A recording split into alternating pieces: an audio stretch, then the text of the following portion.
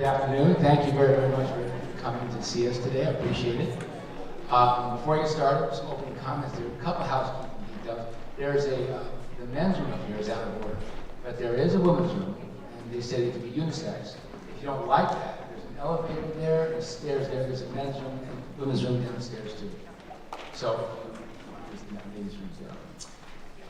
Welcome to our celebration of hope. This is the first time we've gotten together since COVID in an internal, indoors like this.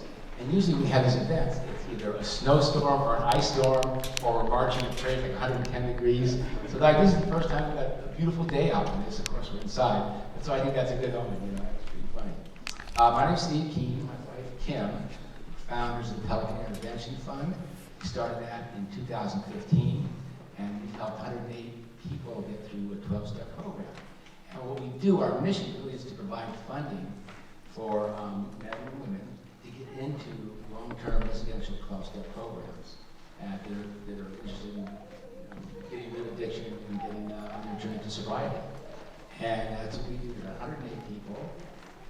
And I really appreciate you being here because, as you may know, there's no state funding, no federal funding, no insurance for residential 12-step programs. It's all in private pay. And we'll introduce you to some residential programs that we work with here. It's tough, you know, because a lot of people get just the medically based treatments that's covered by insurance. And we don't do that. That's not going to work into the 12 steps. And hopefully we'll learn more about that today. So as today's events, we do have tables back there for donations. We have coffee, finally, water, some donuts, things like that. And again, thank you for your generosity.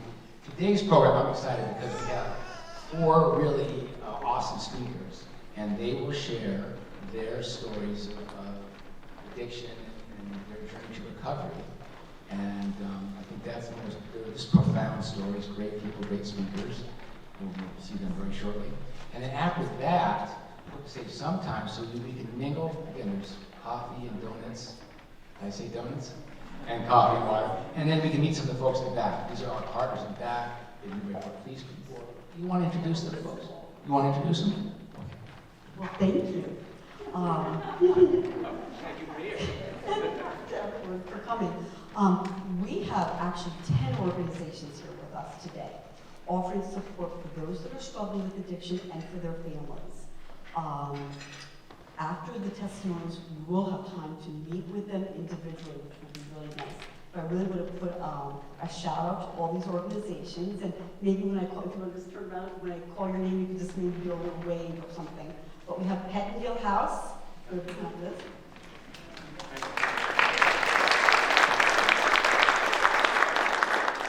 Learn to Cope.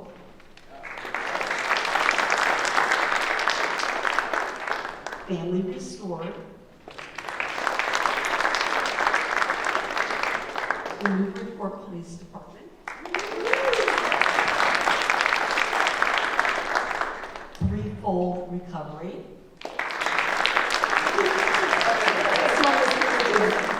Two hats today.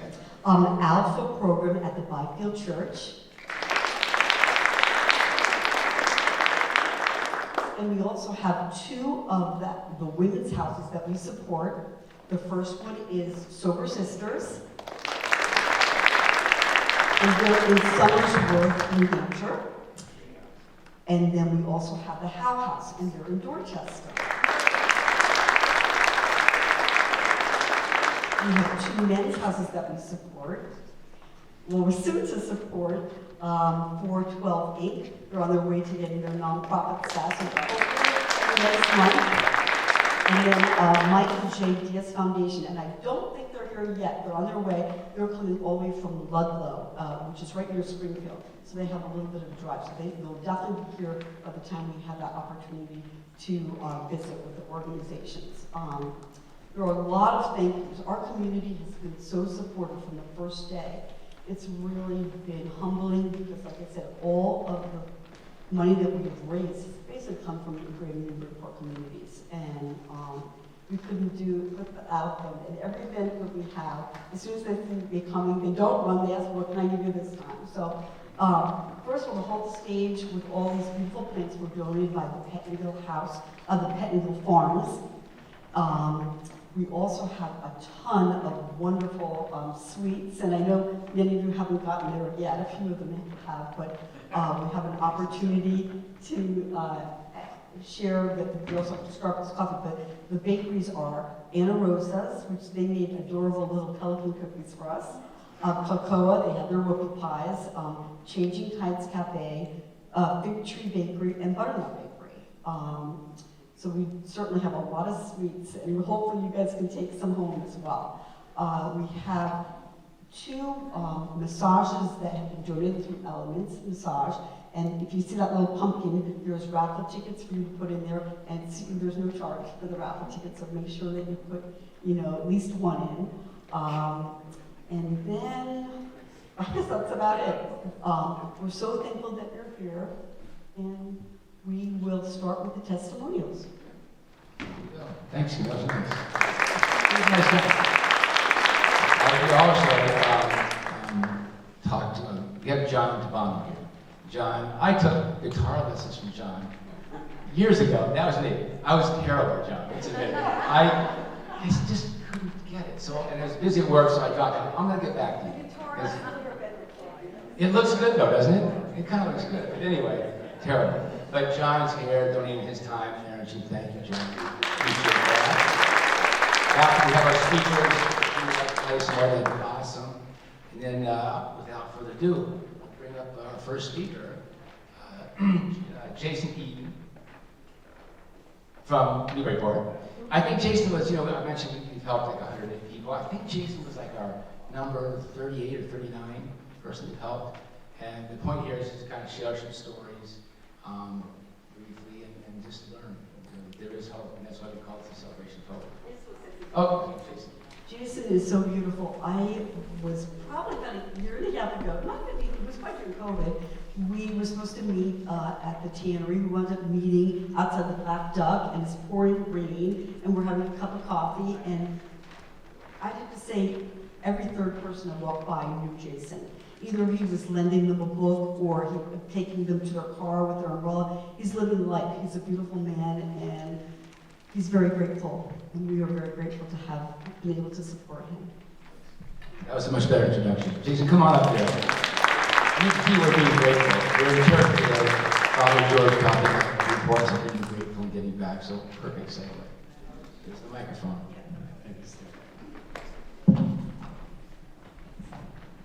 All right, everybody, I'm just the top. My name's Jason, and I'm an alcoholic. I kind of automatically say that, and I'm so used to going to meetings. Not only am I an alcoholic, an addict, all of the above, more importantly, I am a father, a partner, brother, a son today. I'm sitting there, I'm like, wow, I'm really starting to get nervous. And I do a lot of speaking. And Kat said, go up there and tell the truth. And, that's all I can do. And, I was thinking earlier, it's just my testimony. And first off, I am so grateful. My life speaks for its own today. It's, I have my infant boy over there, Noah, my fiance, a life today full of true relationships and friendships and things I never, ever thought I would have. I don't like to spend too much time in, we call it the mess in the program. I like to bring the message of hope and recovery, and that's what this is about, and this is what the Pelican Fund is all about, what 12-step recovery is all about. But it is important for you to realize what this stuff can do. It's important to be able to identify if you're sitting in these rooms and you might be having a problem, or someone you may know, to identify. And just to give you a little bit of my qualifying. I grew up here in Newburyport. I was almost hoping, I was thinking earlier, I was like, oh, Officer Sergeant Whitney's there, or Sergeant Gavin. I can tell you, I played football with them. I played instruments. I was talking with John. I played trumpet, baritone, horn. I did theater. I was very active. I was full of life, right? Like right here in this town. the losses happened right away. My love of football, I chose drinking and smoking marijuana and anything I could over that. And I never saw that at the time. When I look back, just the progression of my illness, as I come to say it, at least a mental illness, was just staggering. I had a back surgery at 19 years old, my first of 3. From that point, from a doctor's prescription, right, I'd get onto pain medicines, opiates, so many people's story. Mix that with the fact that by the time I was 18, I was a daily drinker, never ever ceased, full-blown alcoholic, mix in pain pills prescribed by a doctor, and then I have this thing in me, right, that I just can't seem to stop. Bottom line is this thing just never ever stopped progressing. At the end, I was 32 years old. My wife had left me. I actually got ripped out of my house by law enforcement, put into Rockingham jail. I never slept another night in my home with my wife and my daughter at the time. Went to a friend's house, picked up in very short time period, 3 months, DUI. I was hospitalized with acute pancreatitis, beginning stages of liver failure. My eyes were as yellow, I don't see it, almost as yellow as tablecloths. I was dying from active alcoholism. The doctors told me, if you don't stop, you are going to die. It's hands down. I remember being at Exeter Hospital, my first stay at the ICU. They said there's a 34-year-old man in the next room who is dying. He's going to die. Who is just where you are 6 months ago. This thing was so powerful, right? It's like I heard the words, but it was just like, okay. I get released, and this is the state of my illness at the time. I'm drinking it's almost like an out-of-body experience, right? It goes on a short period of time, nowhere to go. I come back to here to Newburyport. I was lucky enough to have a mother that hadn't given up on me. Sure, you can stay here, but you just can't drink. It was impossible. For people who aren't alcoholic or addict, it's real hard. You're like, why don't you just stop? I wish I had that type of power. I didn't want to be like that. I didn't want to be stealing money from my daughter's piggy bank. I didn't want to be thrashing around the floors at night having seizures. I didn't want to be stealing money from my mother's pocketbook, any car on the side of the street if I see change in it, anything just so I can drink, so I wouldn't be sick. Life was very, very dark. It was at that point where I was hospitalized again, second time in 6 weeks with pancreatitis. Went to Anna Jake's Hospital. I got released from there on Christmas Eve of 2017. About 20 minutes after that, I had 2 pints of 100 proof in my hand, and I was drinking to die. Those drinks very well could have killed me. I was speaking to one of the officers in the back of the room. I was like, I don't know if you're the one who arrested me, but when I say how grateful I am, it just doesn't do it justice. They saved my life. I always tell people, God works through people, and police are people. I got pulled out of my car and arrested and sent to Middleton jail on Christmas Eve, and it was the best thing that ever happened to me. Okay, died again. And I say this, I'm not going to be able to fix it, I'm terrible technology. Let's see, an envelope. I don't even care. I say that even when I have my newborn son over there. People say, isn't that the best thing that ever happened in your life? I wouldn't be here today. I wouldn't be here. I'd be dead. And there's not a doubt in my mind. When I went to Middleton jail, they had this detox program there. And it was there that I heard a message that I had heard before, but I'd never heard it. I'd never heard the message from another alcoholic. These people came in from AA and they told me that you don't need to do this anymore. You don't need to feel like this. They told me stories just like I'm doing now. And something was right. Like I'm hearing their story. They're telling me, and I'm like, yeah, I did that. Ooh, that sounded worse than me. Which isn't good to compare, but that's where I was. I'm like, that sounded worse. And I'm looking at these men, and there's some type of disconnect. It's like, what happened? And I speak to people all the time, and I'll speak to the solution. I hope I get there real quick. I'm spending more time than I want. The simple thing is, when you look at me today and I tell you this stuff, my gratitude, where my life is, the things that I do, the riches of where I was, something happened. It should be clear for everyone to see. I am not that man today. And I tell you this, it wasn't me. I did not want to be like that. With every fiber of my being, I didn't want to be, I was the light, right? It was being snuffed out. I was powerless over what I was dealing with. And what I needed was connection. I needed someone in my life to help pull me out. And I needed to be humble enough to ask for help and to be willing. They say the gift of desperation. I was so desperate. It's going to go off. It's going to go off. All right. All right, let's just end it. Can everyone hear me? Yes. All right, Steve, let's just forget it. All right. You know,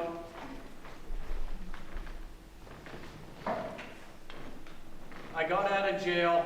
I had enough desperation, and I remember getting out of the court. I walked home through a snowstorm. I'd never been to a meeting of Alcoholics Anonymous. I didn't know where they were, where I didn't know anything, what time, where they were, nothing. And I remember I was walking to my mom's because I was praying. No one called me when I was in jail. Oh my goodness. No one called me when I was in jail. No one talked to me, which is, I say boo-hoo, but it was great. I was just praying my mom would let me in. And on my way there, and I walked a different way because there was a big snowstorm hitting. I had no shoelaces in my shoes, no winter weather clothing on. And I walked by the South End Church down there on Federal Street. And I specifically remember I see snow coming like this. And I saw this little whiteboard. And it said, AA meeting, enter through the rear ramp. And I stopped dead in my tracks, and it was like this fork in the road. I can't make this up. I mean, this is my truth, my testimony. And I turned around and I went in. You know, the miracle is from that moment, from where I was, imagine this, I didn't have the obsession to drink or do a drug for 15 months, almost a year and a half, which is unbelievable. As a direct result of me just not destroying my life, things got better, right? It got really good, but the thing for me, and this is where I get to the solution, right? I needed more. I needed something to really change inside of me. That's where the program of Alcoholics Anonymous comes in. That's what Kim and Steve, the Pelican Fund, when they talk about 12-step sober living, I have to change. You know, when I look at the steps, I mean, steps 1 through 12, that facilitates real change. Lasting change. Change that I can't do on my own. You know, it started with me being willing enough. And, oh, man, I wish I could, you know, I mean, I can't give any credit. I take the action. People say higher power in the program. I say God because it's easier. The grace of God saved my life.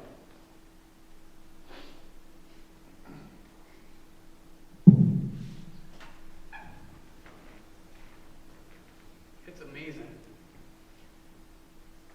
You know, today I get to, you know, I take those hurts and that pain. I didn't touch on my upbringing, you know, the worst through the program, through the insights of working these steps. I've seen that the places of my hurt and pain from being abused as a child, in foster care, in the system, all that stuff is actually now a place where I can touch and help other men and women. Same story rewritten. Same things happen. But now it's like a different angle. Now I go and I man, it's okay. I've been through this too. And now I'm here today. Absolute grace. It's love. That's been my experience. The program made me think less about myself. My disease in one word is self-centered. All I cared about was how I felt. And I didn't care what I had to do to feel different in the way I wanted to feel. I'll go around you, under you, and then last resort, because I'm a coward, I'll go through you. When I was active. Like I said at the beginning, that's not me today. I know in my heart that I am okay because of my relationship that I have, my personal relationship with my Creator. I'm able to sit in this love. You know, the 12 steps said this is yet just a beginning. It's a way of living. It's not just for alcoholics and addicts. The steps weren't even made for alcoholics and addicts. It's steps to make, it's for a way of living. I'm getting the 2-minute mark. All right, perfect. You know, I wouldn't trade this for anything, and I can refund my misery with one drink. I can. You know, it's simple. People say, "What do you do today?" I ask for help from the God as I understand, to keep me away from a drink or a drug, to make me useful, to make me kind and compassionate and caring. What can I do? One of my favorite lines in the big book of Alcoholics Anonymous is page 20. It said, "Our very lives as ex-problem drinkers depends on our constant thought of others and how we can help meet their needs." It doesn't say once in a while, just on Sundays, at church. It doesn't say just alcoholics. Everybody. It is funny, the less I think about myself, what I want, what I need, my little games, who I can manipulate, and I can do this very easily in sobriety, and I'm far from perfect. It works out better when I'm not doing that, when I just hand it over and let God just work in my life. I am blessed beyond all measure, and I am no different than anybody else. Grace does not favor me more than anybody else on this whole planet. I was willing to accept it, to accept that love. You know, and Steve and Kim, what they're doing here, what these other people are doing, these other programs, that's it. It's love in action. And if you know someone who's struggling, if you're struggling, if you think you're struggling, if you think someone else, there are people out there to listen. You know, I don't always say, "Hey man, let me come and help you." I used to be like that. Let me just sit and be present. I can listen to you today. You say, "Yeah, I've been through that too." Maybe you think you have a problem. Well, let's talk about it. You know, the stuff in this room, the stuff Kim and Steve are doing is miraculous, and they saved my life. And you think about 108 people's lives. 108 people. Lives. And then how everyone's life ripples out, and the amount of lives that have been changed. It's just amazing. And just thank you all so much for being here, so much for supporting this, and for supporting me and being here to listen to my testimony, because it's important that I do this. Thank you.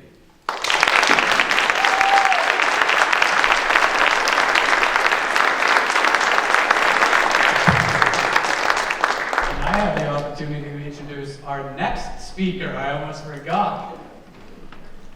Kat, is a woman in the program lingo, and it's just so perfect. And she's going to be like, "Stop it," of grace and dignity. What I just talked about, helping others, it's not going to compare. She absolutely lives it. This woman has this entourage of women she helps. It's absolutely amazing to see. I can hear someone speaking in a meeting and be like, "That's a sponsor you've had." Because they speak, well, you're going to hear it in a minute. You're going to hear this woman speak who, just wow. I'm just honored to know her, to call her a friend, and this little cat. Hickey.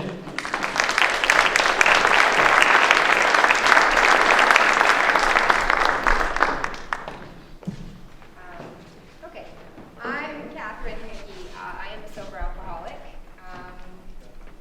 I'm so grateful to be here today. My battle with addiction and alcoholism was, can you hear me? Okay, cool. Microphones make me nervous anyways. I feel like they're too close, too far. I don't know. I have a disease that's centered in my mind. It is filled with fear, doubt, and insecurity.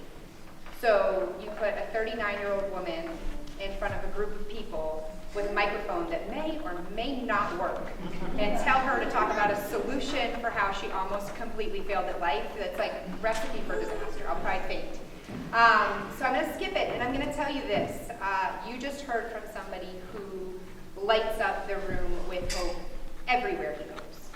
Kim was sharing a story about inviting some people in the community and kind of getting this thought of maybe that solution's not for us. And the work that Kim and Steve do by replacing these people into society, these people being my sober brothers and sisters, into society recovered, is the most beautiful thing I've ever seen. Because what happens is, there is a ripple effect that goes out.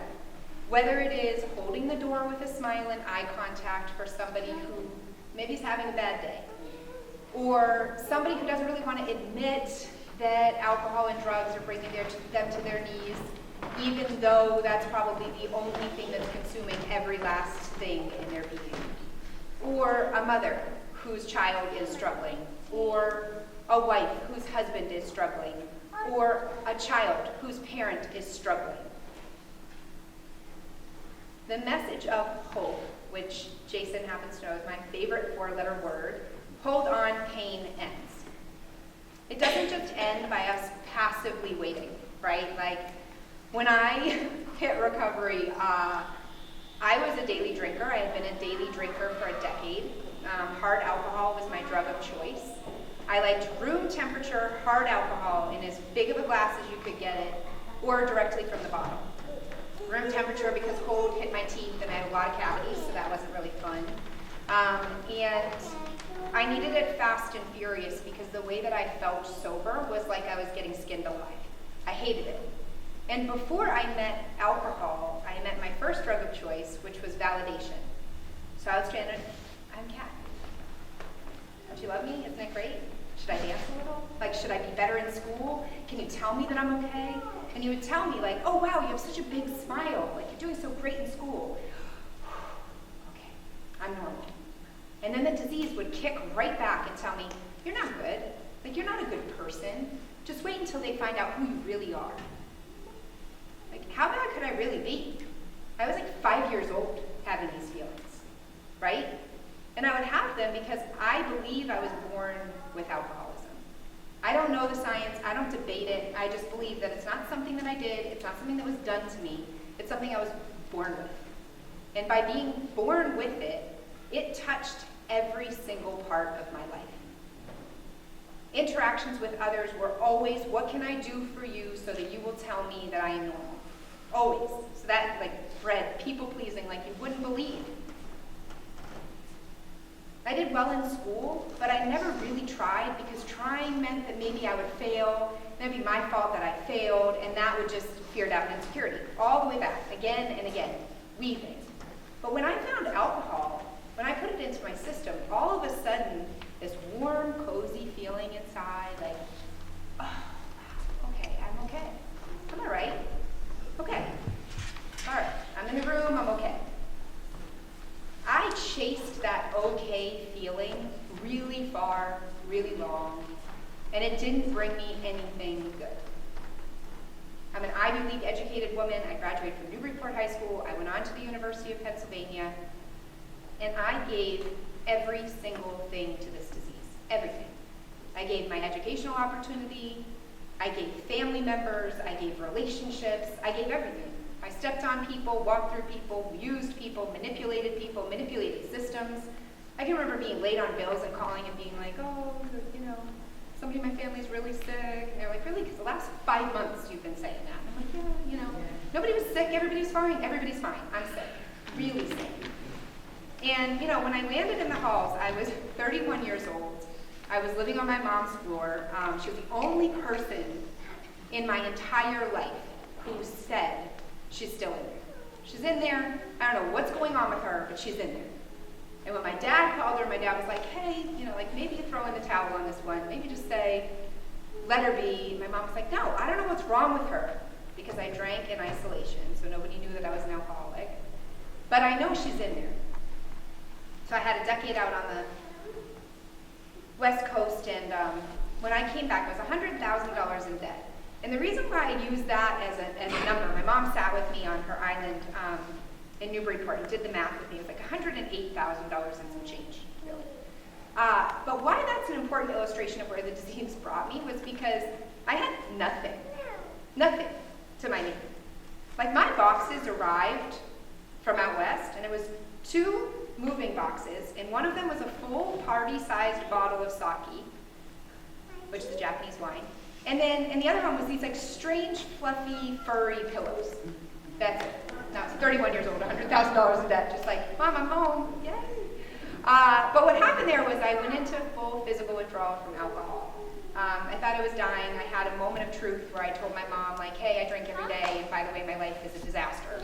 And she said, okay, we knew that about the life being a disaster, but knowing that you drink every day is actually really helpful, and I think that we can get you help. Took me to 2 North. I liked it there. Yeah, I really liked it there. It's a psych ward, and so it's interesting that I liked it there, but I did. I was comfortable for the first time in a long time. I got my appetite a little bit. They gave me some medication. I was like, okay, this is good. I can sleep. I can this. And I got out. And when I got out, the only rules at my mom's house at 31 years old were don't drink or drug, cook dinner every night. Failed it both. I'd get drunk, and then I'd completely mess up dinner. Like, it was habitual. And in the process, though, this thread of recovery had come into my life. And something kept pulling me towards it. Not as strongly at the time as it was pulling towards the bottle, because the disease was still calling my name, but there was this piece. And I would go drunk to this piece of recovery and be like, you guys are liars. There's no way that you're sober.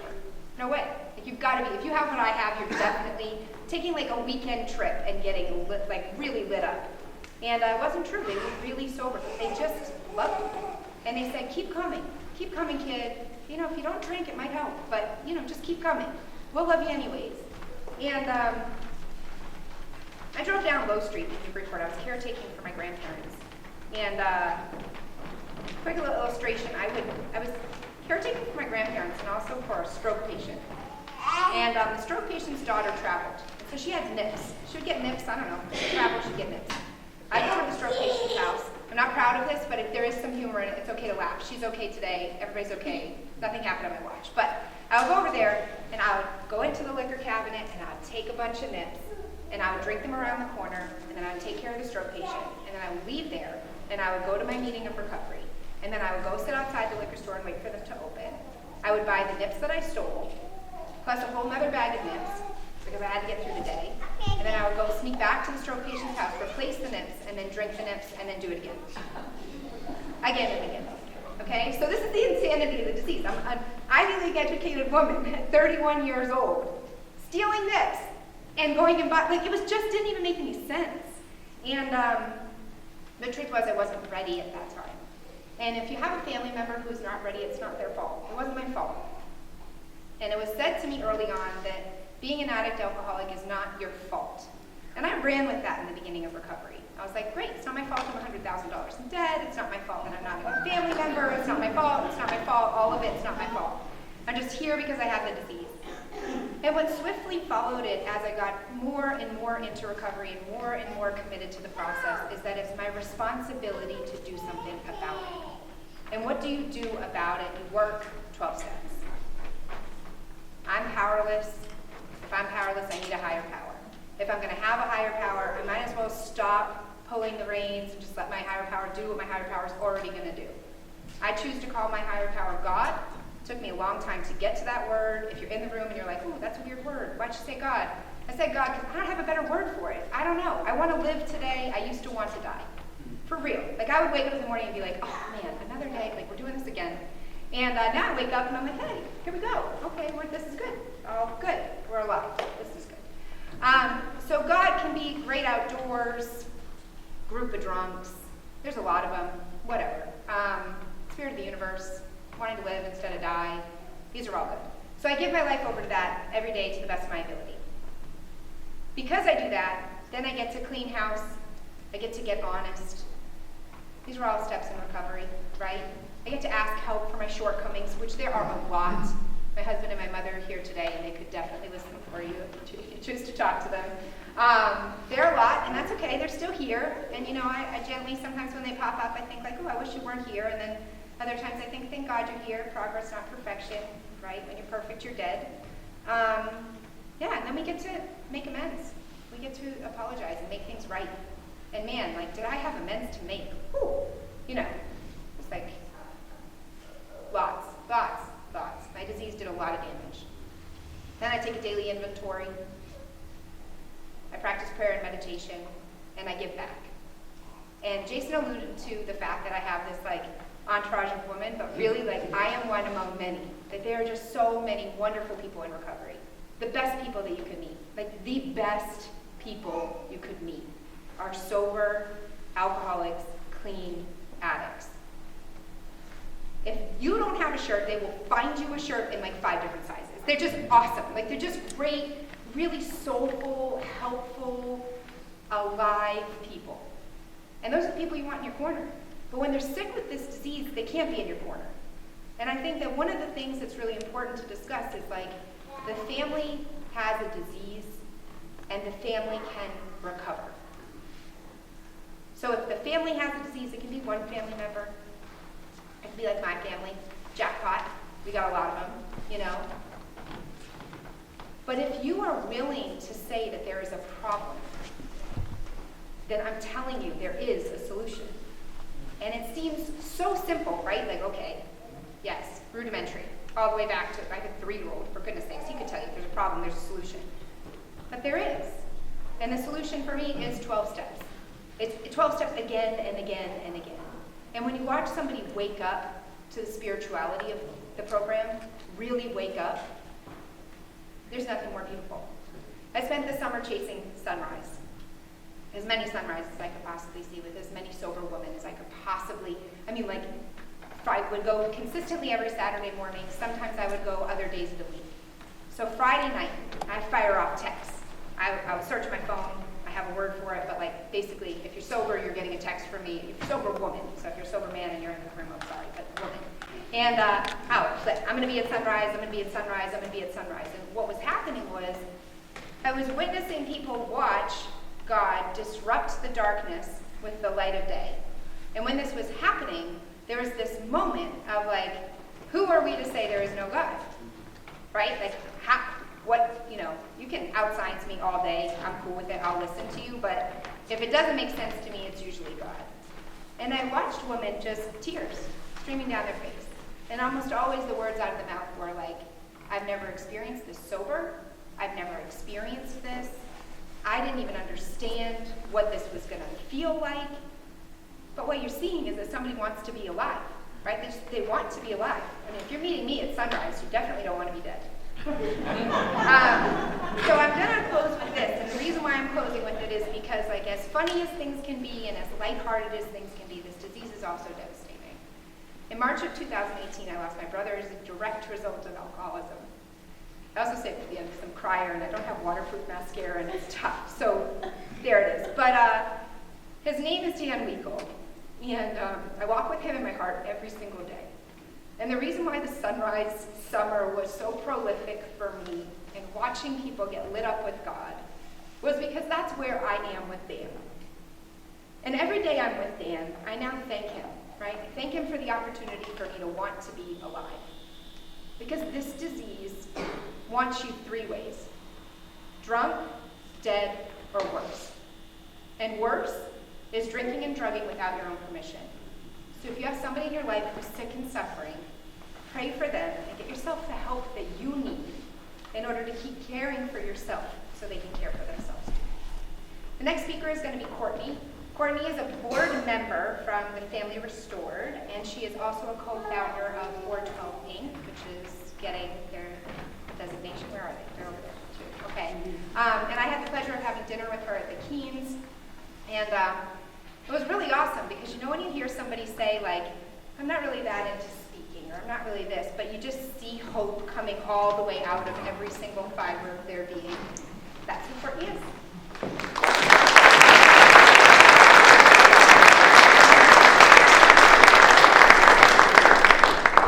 So, hi everybody, I'm Courtney, I'm an alcoholic and recovered drug addict. My first ounce of hope is that the Patriots are winning 6-0. That's some good news. Can everyone hear me? No. Okay. So. Can you hear me now? You sure? Yeah? Okay. Yeah, will you keep coming back? Yeah, I got your back, girl. You know I got your back. I can try, If you just yeah. get too close to this thing, you got subwoofer in there. So if you're comfortable here, or I can move this out. You want to be behind it? I'll try it this way. I'll move that for you. Oh yeah, let's move this. Hang on a second. I'm a shaker, so you'll see my hands like this the whole time. I'm a mover and you're a shaker. All right. Did I get that? Yeah, thank you. Okay, so everyone can hear me? No, that was better. That's just fine. I'm also very short, so this is like, okay. So I want to start, thank you for the speakers who have gone so far. They are wonderful people that I just met at a dinner at Kim Steve's house, and I feel like I've known them forever, right? Because all of us have gone through similar situations. We all have the disease of addiction and alcoholism. I also want to thank Steve and Kim. Their organization is something that is incredibly important to me. It's something that what they do is, I'm sure everybody knows, they scholarship people, like they said, into 12-step sober living, and 12-step sober living is what saved my life.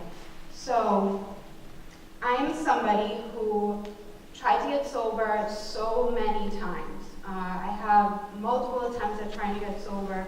I didn't grow up, like when I was a kid, you didn't think I was gonna become a drug addict or an alcoholic. I played the sports, 3 sports in high school, captain of all the teams. My friend's parents would always say I was the mayor of Malden because I knew everybody, and I was like the kid that you wanted your daughter or son bringing over for dinner.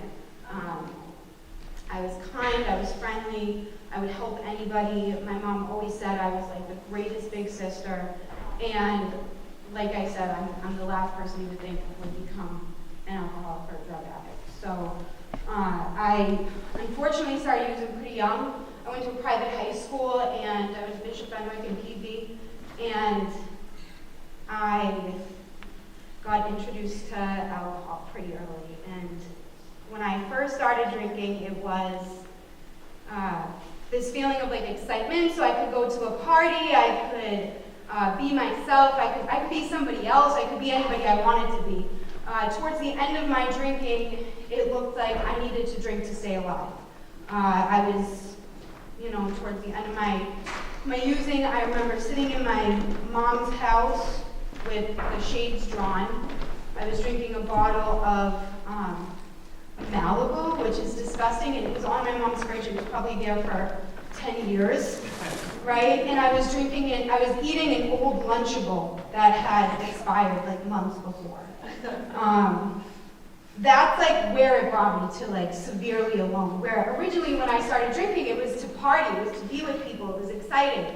And I ended up using alcohol and drugs to really cope with anything in my life. So it would go from the extremes to deaths in the family, doing really great in school, doing bad in school, doing great in sports, before softball games, after basketball games, and it just became something that I constantly did, no matter what the reasoning was. I started going into treatment very early, pretty much right after I graduated high school, because I got arrested. And my mom would absolutely do anything for me.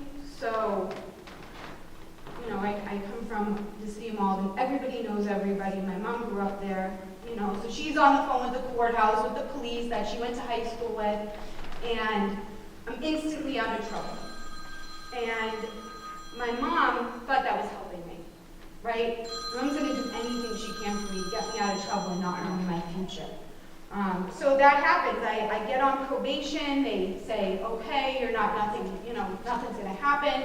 Continuance without a finding, it won't go on the record. You just need to stay sober, right? The problem was I couldn't stay sober. At that point, I truly believed that I had choice in the matter, and that if I really, really, really wanted to stay sober, I could. But what I found out later on was that I had lost that choice. I early on went up into like state-funded programs and sober houses and detoxes and treatment centers. It was this never-ending circle of trying to get better. And I go to these places, and when I think about it today, a lot of what I think about is I'd go in, and the thing they were trying to teach me was how to say no. How to say no to drugs and alcohol, right? I remember specifically sitting in a treatment center, and they had us in like little groups of 4, and they did role play. So, you know, you had to pretend you were at a Christmas party and somebody was going to come up to you with a drink of alcohol, and you had to say no, right? How do I say no in that situation? Or, oh, you're walking down the street and somebody walks up to you and says, here's some free heroin, right? First of all, that will never happen, ever. And, you know, like all these things were really great. The problem is when I'm at my family Christmas party, everyone knows not to ask me to drink. But guess what? I see like the vodka in the corner and I'm going right to that. The last thing I'm thinking about is what I learned in a treatment center months before. It's just not how I work. When I see alcohol and I'm sick, I want alcohol to fix it. So I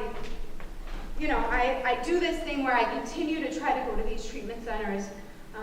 And the more I go, I'd come out and I'd say, well, I know what I gotta do. I know what I gotta do this time.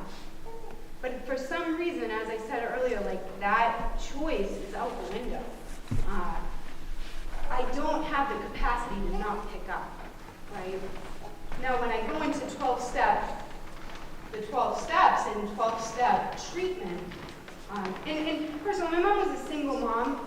She's a teacher in the public school system, and she doesn't have a ton of money, right? When I went to 12-step sober living, I was very lucky to have my mom put my stay on like a few credit cards, right? And she probably didn't buy groceries for weeks because of it. My mom, if she was here, she would say, I'd do it 10 more times, right? Because my daughter got better. It saved my daughter's life. And not only did the 12 steps save my life, they changed me fundamentally as a person, right? So as I said, I would go into these state-funded programs, and not that they weren't trying to help. I'm sure they were trying to help with everything they knew.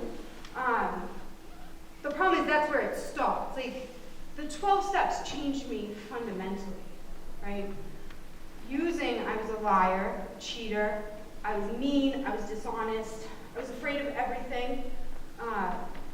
Going into the 12 steps did the opposite, taught me how to live opposite of that, right? So I don't just walk out of detox and you take the drugs out of my system and I'm not still a liar, a cheater, mean, you know, all of this list, nasty.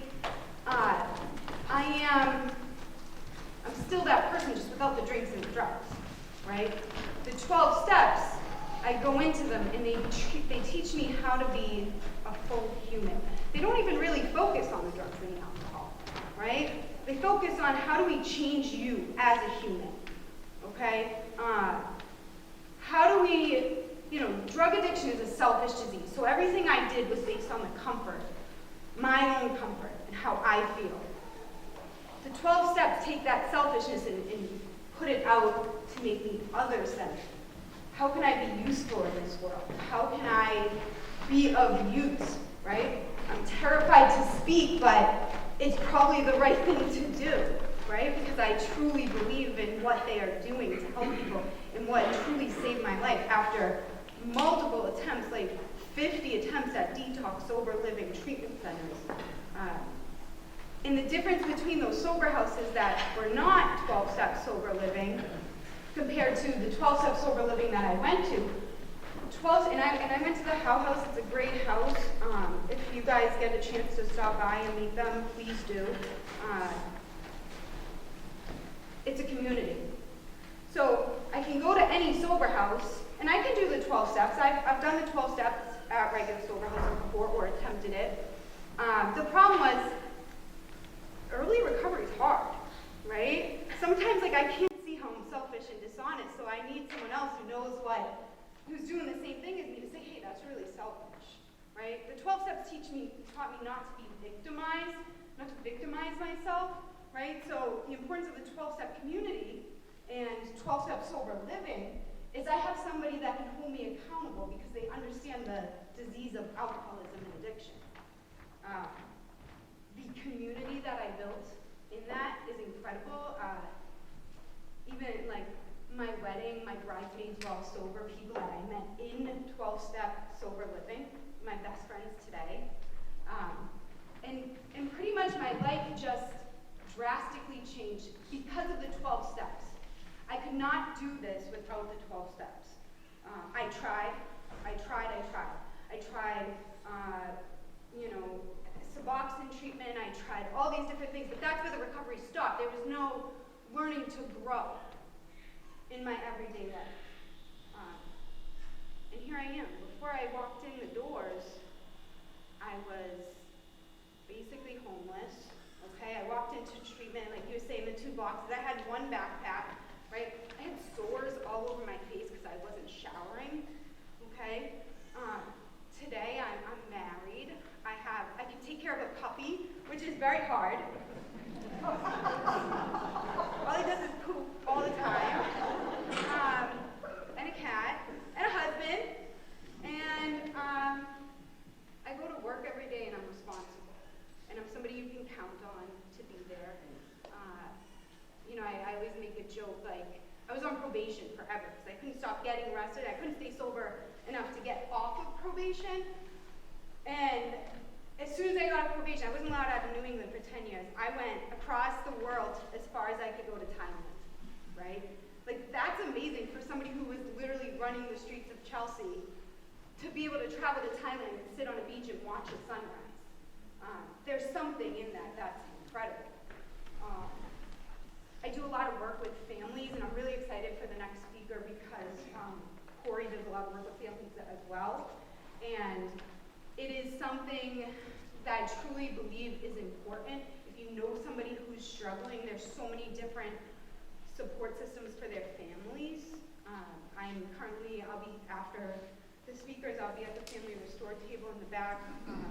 I'm a board member. I was asked last year, one of the most honorable things that really in all of recovery has happened to me because it's something that helped my mom tremendously, and I believe that my mom getting better helped me to get better, right? I also co-founded a 12-step nonprofit, and Kim mentioned Ben in the back. I'll be back there with him as well.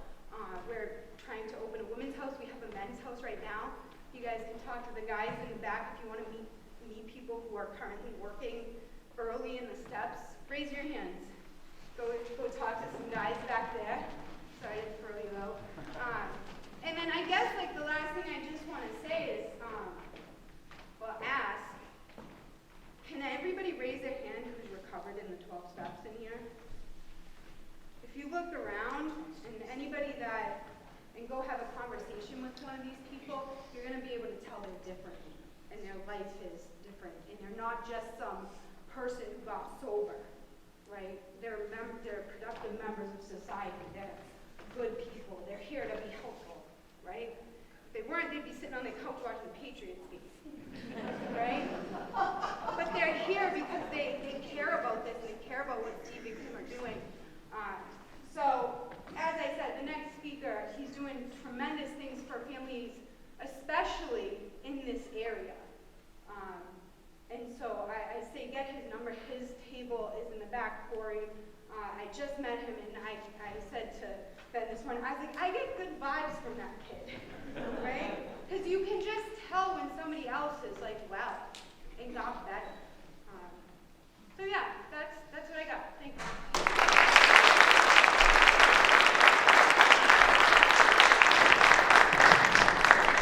Hi, everybody.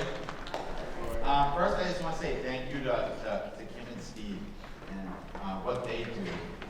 If you think about it, 108 people that they've helped, think about the ripple effect of that. How many families they've helped. How many lives have been created, right? And another thing, too, is after I wrap up, I highly encourage all of you to go check out the tables in the back. Whether you need a resource for your loved one or your family, whether you just want to get a little bit of education, or if you want to get some free stuff, some of these tables are handing out free stuff. So yeah.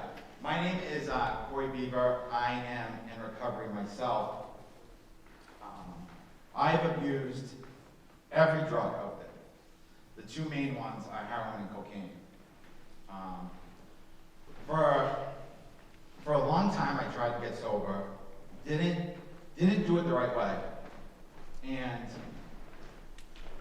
one of those ways was I put myself on Suboxone, and I knew that the long game on Suboxone and medication like that is a no-go. It doesn't work. So I would try to taper myself off. I tried to be my own doctor. And then towards the end of that taper, I was experiencing opiate withdrawals worse than actual opiates. So I went back to heroin to get off of Suboxone and then start the process all over again. And that's why I push 12-step. And it's not really the medical norm, and they kind of put that up there, Suboxone and all that stuff, but that's just a story that I like to share. Like I said, I tried to get sober a few times. It never really worked. I was in and out of a sober house, detoxes, and it never stuck. I would go for a little bit, go back out, get high for a while, go back in, rinse and repeat, right? But finally, it was like the summer of 2017. I was on my last run. I was overdosing frequently. I was driving on 95 one day. I nodded out while driving my car, got in a car accident. A million times that I should have died. And gratefully, on October 22nd, 2017, that was the last day I used. I haven't used since. I went to detox, and I went to a sober house similar to the ones that the Pelican Fund work with, 12-step sober house for men. And I got there, and I had never done the 12 steps before. And I did them openly and honestly and as thorough as I could. And I've done them that one time, and it was the last time. Right? I love heroin and cocaine more than anything in this world. But the 12 steps made me realize that I hate what it does to my life that much more. And I've never went back. Fast forward, my life improved.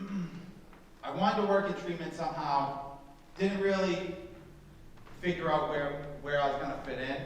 And I was thinking about my time in sober living. And I was like, how can I make an impact? Right, at the time I didn't buy a sober house, couldn't start my own program. But I remember when families would come drop their kids off, or the husband, whatever, we would all go out as a house and be like, hey, welcome, like this is gonna be awesome. And I would talk to the family, mom and dad, and I would look them dead in the eye when I talked to them. And they would smile, and say, thank you, but there was nothing there. They were just defeated, right? You could see the sadness in their eyes, you could see the pain behind the smile. And I said, that's what I'm gonna do, I'm gonna help families. I became an interventionist and a coach, and I started my own practice called Withdrawal Recovery. And I do a lot of work with families still today. And that's the plan going forward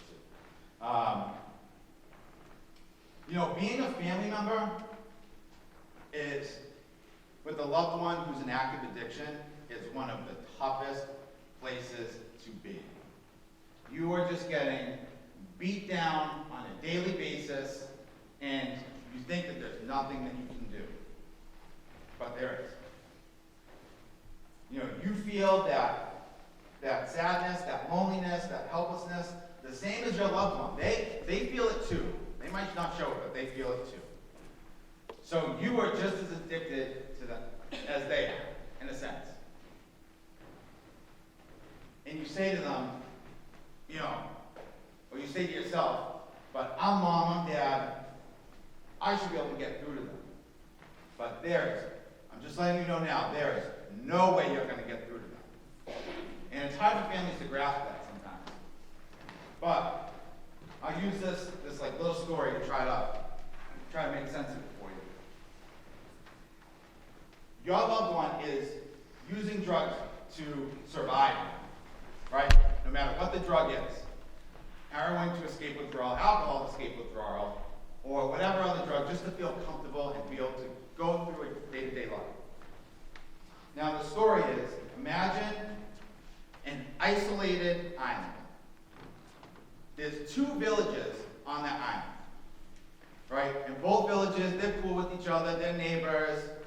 Hey, how you doing? We all get along, right? But now all the crops are drying up. The island's been overhunted. There's no food. They're not going to be very friendly with each other, right? So you got to picture it. Your loved one is one village and you're the other. And you're both trying to achieve something and you're blocking each other from it. And it gets very hostile. Your loved one will never respond to rationale while they're on drugs. It's so difficult for you to do this on your own without the help of family support like some of the groups in the back or an interventionist. You're emotionally compromised right from the beginning. Any decision you make in your life, you can't make an emotional decision, right? Kind of like don't leave when you're mad, right? You don't put emotions into any important life decisions.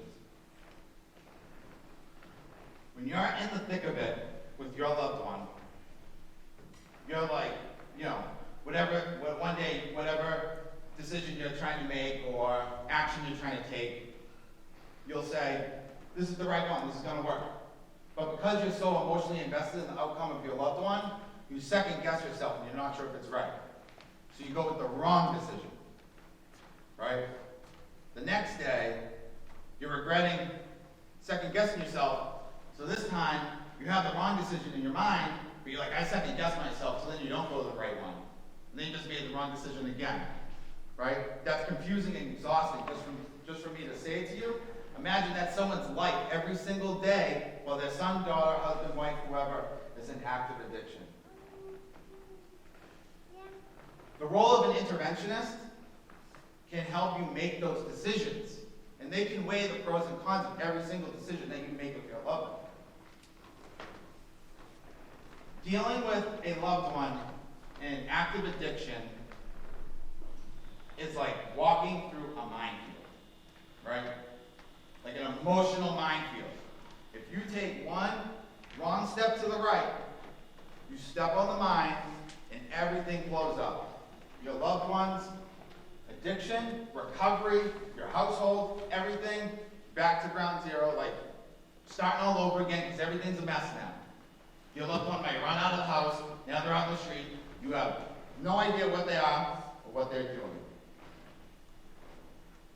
Some of the ways that you can navigate that minefield with an interventionist or a support group like the ones in the back is that you learn these tools and resources to navigate that minefield. And one of them is enabling. Right? There's the common ones, right? Like I'm not going to give my drug addict son money. I'm not going to whatever. Just like the very common forms of enabling. But one not so common, I should say, form of enabling that most families forget or don't know about is emotional enablement. Right? So your loved one is destroying their life with drugs and alcohol, and they call you and they dump all the angry, sadness, whatever emotions onto you, and you're coddling them, and just basic human nature is that you're trying to absorb those emotions, and then you're left exhausted, right? Completely exhausted after that call. You're frustrated, but they hang up the phone, they're fine, they go get high, their day is good as new, right? But you're a wreck. You have become complete hostage to their active addiction. And the role of the support groups and the interventionists is to help you stop being a hostage. We're hostage negotiators, pretty much. And we do that by helping you create safe and healthy boundaries, effective communication with your loved one, and being able to help you develop the ability to determine what is the correct and the incorrect action. with them on a day-to-day basis.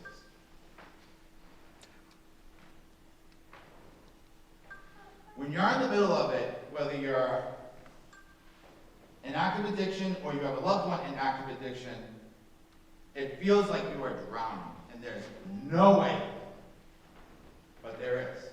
There's resources for your family. Your support group, interventionist, a family coach. When I was in the middle of active addiction, there was a day where I had this realization that I was going to die. And I accepted it. I said, I'm going to die because of my drug use, and I'm okay with it. It's not a matter of if, but when. But I'm still here. Our other speakers are still here. And it's because we did the 12 steps, and they saved our lives.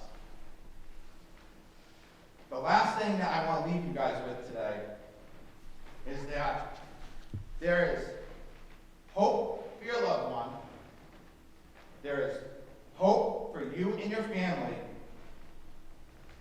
And together, all of us in this room today can bring hope and create lasting change in our community. Thank you.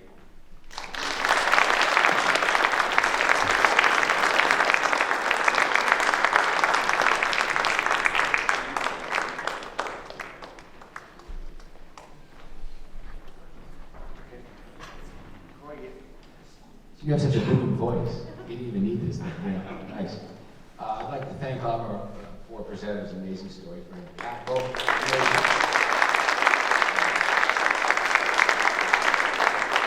That's our speaker presentation. Please stick around. There's coffee, tons of donuts, tons of food that businesses have donated. There's a raffle, 2 free massages, no charge. Help yourself.